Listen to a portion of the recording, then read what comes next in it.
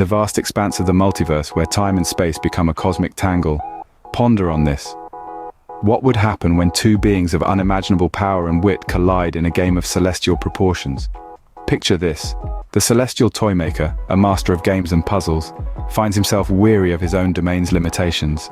In search of new challenges, he traverses the multiverse, finally stumbling upon a dimension frequented by none other than Q, the mischievous and omnipotent entity from the Q continuum.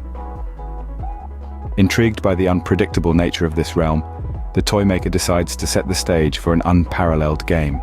Q, ever thirsty for amusement, senses the Toymaker's arrival. With a burst of light, he materializes, his flamboyant attire a stark contrast to the Toymaker's elegance. A dialogue ensues, an invitation to a game that promises a contest of wits and power, where reality itself becomes the game board. The game begins. The Toymaker and Q weave reality and unreality into a tapestry of challenges that defy reason.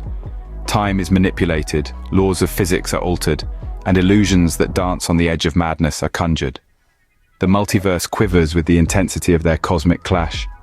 Each move met with a countermove, pushing both to their limits. Finally, the game reaches its climax. The celestial Toymaker and Q stand before each other, having exhausted the possibilities of their contest. A rare moment of humility from Q breaks the tension. "You are indeed a formidable opponent," he admits. A glint of satisfaction lights up the Toymaker's eyes as he replies, "And you, Q, are a delightfully unpredictable playmate." With a snap of their fingers, the cosmic beings bid each other farewell, each returning to their respective realms.